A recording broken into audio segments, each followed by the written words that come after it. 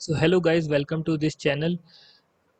जैसा कि आपको पता है कि इस वीडियो में हम बात करने वाले हैं इलेक्ट्रोफिलिक एडिशन रिएक्शन की। इलेक्ट्रोफिलिक एडिशन रिएक्शन बहुत ही ज़्यादा इम्पॉर्टेंट टॉपिक है ऑर्गेनिक केमिस्ट्री का। ठीक है, तो जैसे कि ये ऑर्गेनिक केमिस्ट्री की सीरीज़ चल रही है, तो आप इस वीडियो को कम्प्लीटली देखना और आपका इलेक्ट्रोफिलिक एडिशन रिएक्शन प्रॉपरली हो जाएगा। तो इसमें हम मैकेनिज़्म पहले बात करने वाले हैं। तो मैकेनिज्म समझने के लिए आप यहाँ पे देखो, इलेक्ट्रोफिलिक एडिशन रिएक्शन का मीनिंग क्या होगा। इलेक्ट्रोफिलिक एडिशन रिएक्शन का मीनिंग होगा कि एक इलेक्ट्रोफाइल होना चाहिए। मीन्स कि जो रिएजेंट होगा ना इस रिएक्शन में, वो एक इलेक्ट्रोफाइल होगा, मीन्स इलेक्ट्रॉन लविंग रिएजेंट। ठीक है, और एडिशन होना चाहिए, मीन्स कि कोई ऐसा मॉलिक्यूल जिसमें अनसेचुरेशन हो, जिसमें मॉलिक्यूल की डिमांड हो।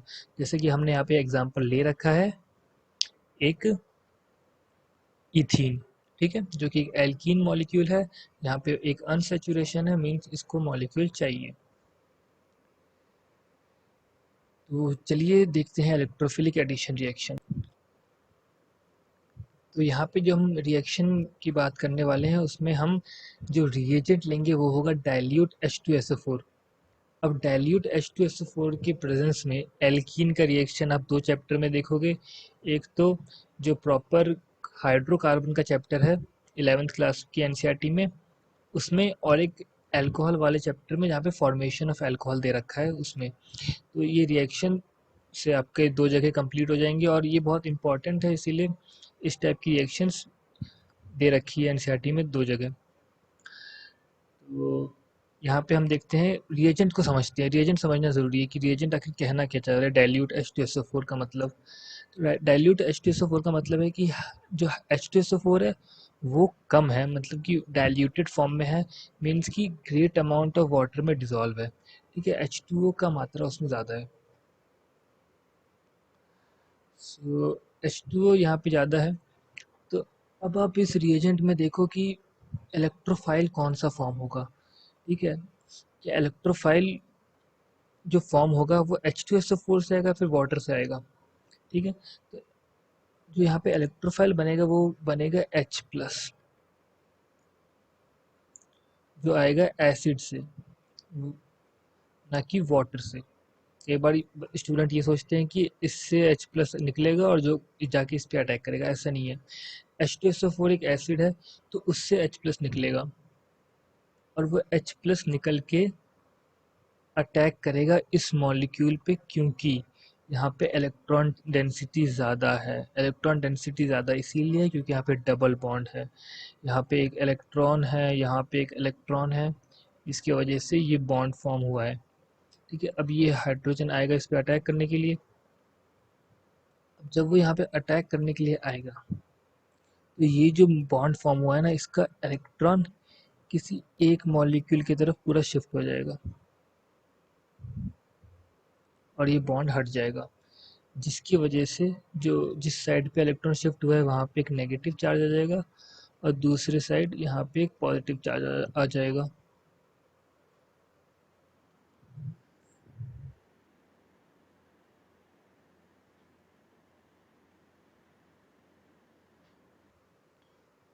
तो अब ये मॉलिक्यूल कुछ ऐसा दिखेगा कि इस पे एक H+ अटैच हो गया।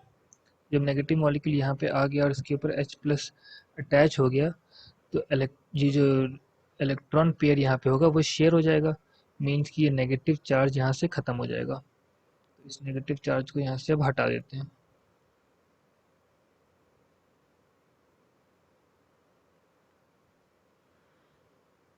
ओके, अब ये एक ऐसा मॉलिक्यूल बन गया जिसपे सिर्फ एक पॉजिटिव चार्ज है, और एक मॉलिक्यूल पे जो पॉजिटिव चार्ज होता है तो उसको क्या बोलेंगे, इसको बोलेंगे कार्ब कैटायन। ठीक है, ये कैटायन है, और एक कार्बन मॉलिक्यूल का जिसको बोलते हैं कार्ब कैटायन। तो ये इस टाइप के इलेक्ट्रोफिलिक एडिशन रिएक्शन में बहुत ही ज़्यादा एक इम्पॉर्टेंट रोल प्ले करता है, क्योंकि जो रेट ऑफ रिएक्शन होगा ना, rate of reaction directly proportional होगा स्टेबिलिटी ऑफ कार्ब कैटायन के। जितना ज़्यादा ये कार्ब कैटायन स्टेबल होगा, उतना ही ज़्यादा अच्छा, उतना ही ज़्यादा तेज़ ये रिएक्शन होगा। ठीक है, स्टेबिलिटी कैसे डिटरमाइन होती है? इंडक्शन इफेक्ट और रेजोनेंस इफेक्ट, बहुत सारे ऐसे इफेक्ट है जिसमें आपने देखा होगा जिससे स्टेबिलिटी डिटरमाइन होती है। तो हमने यहाँ पे देख लिया है फर्स्ट स्टेप इस रिएक्शन का, इसको हम बोलेंगे कार्बोकेटायन फॉर्मेशन, क्योंकि यहाँ पे कार्बोकेटायन फॉर्म हो गया है, तो यहाँ पे फर्स्ट स्टेप हो गया है।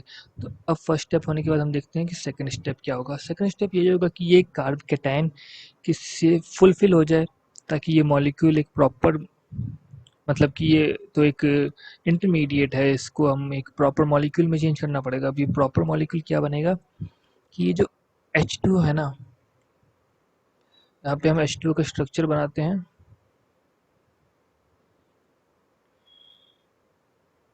तो ये है H2O का स्ट्रक्चर।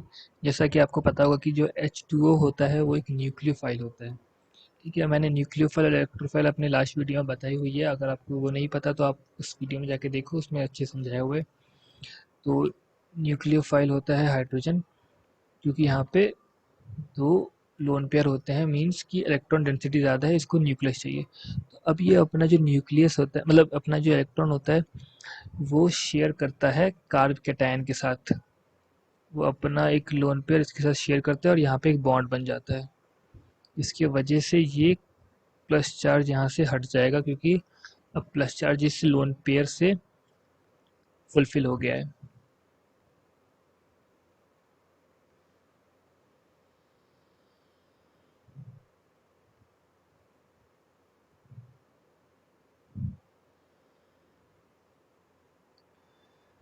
सो ये तो फुलफिल हो गया, लेकिन यहाँ पे एक लोन पेयर शेयर होने की वजह से एक प्लस चार्ज आ जाएगा, क्योंकि इलेक्ट्रॉन इसका एक इसके साथ शेयर हो गया। अब ये हाइड्रोजन मॉलिक्यूल लीव कर देगा ये H2O। हाइड्रोजन मॉलिक्यूल यहाँ से चला जाएगा, किस फॉर्म में जाएगा? H प्लस की फॉर्म में, क्योंकि इसका जो लोन पेयर है, जो इलेक्ट्रॉन है, वो तो इस ऑक्सीजन ने ले लिया। तो अब ये मॉलिक्यूल यहाँ से निकल जाएगा। सो एक गलती जो यहाँ पे आपको नहीं करनी है कि जो HOH है, ठीक है, जो OH अब यहाँ पे आप देख रहे हो कि वो वाटर से आया है, तो आप बोलोगे क्या वो वाटर से डायरेक्टली OH माइनस बन के नहीं निकल सकता? वो डायरेक्टली OH माइनस बन के नहीं निकलेगा, क्योंकि H2O आयोनाइज नहीं होता है ऐसे, इस फॉर्म में H2O आयोनाइज नहीं होता है। H2O को H प्लस और सीधा OH माइनस कर दिया, और H प्लस को आपने यहाँ डाल दिया, OH माइनस को आपने यहाँ डाल दिया, और रिएक्शन मैकेनिज्म आपने समझ ली। वो पूरा का पूरा गलत है, क्योंकि उसकी वजह से आपके बहुत सारे क्वेश्चन गलत हो सकते हैं। तो आपको ये समझना है कि H2SO4 से H प्लस आके इस कार्बन पर अटैच हो रहा है, और OH माइनस H2O से आ रहा है, लेकिन जब पूरा H2O इस मॉलिक्यूल पे अटैक करेगा, उसके बाद OH H2O से H प्लस रिमूव होगा। ठीक है, ये है proper step 1 step 2 of electrophilic addition reaction. तो जो एट द एंड मॉलिक्यूल कैसा दिखेगा, so this is how the that molecule will appear after the reaction of electrophilic addition reaction। यहाँ पे ये कौन सा मॉलिक्यूल है? ये है इथेनॉल। तो एक इथीन से इथेनॉल बनने का जो रिएक्शन है, इलेक्ट्रोफिलिक एडिशन रिएक्शन, वो इस मैकेनिज्म से होगा। और इसमें आप एक दो चीज़ें और ध्यान दें कि जो स्टेबिलिटी ऑफ रिएक्शन होगा, जो रेट ऑफ रिएक्शन होगा, वो directly proportional to stable of carbocation होगा, जो इंटरमीडिएट फॉर्म होगा। ठीक है, और एक और चीज़ आप यहाँ पे ध्यान रखिए कि जो इथेनॉल मॉलिक्यूल है ना, ये इथेनॉल मॉलिक्यूल, इसकी प्रॉपर्टीज़ बहुत इंपॉर्टेंट है, उसको आप याद कर ले, वो भी एग्ज़ाम में आ जाती है। ठीक है, और इस वीडियो सीरीज़ को कंप्लीट देखने के लिए इस चैनल को सब्सक्राइब कर ले। And thank you for watching this video. Hope you will like this video and understand something. Thank you.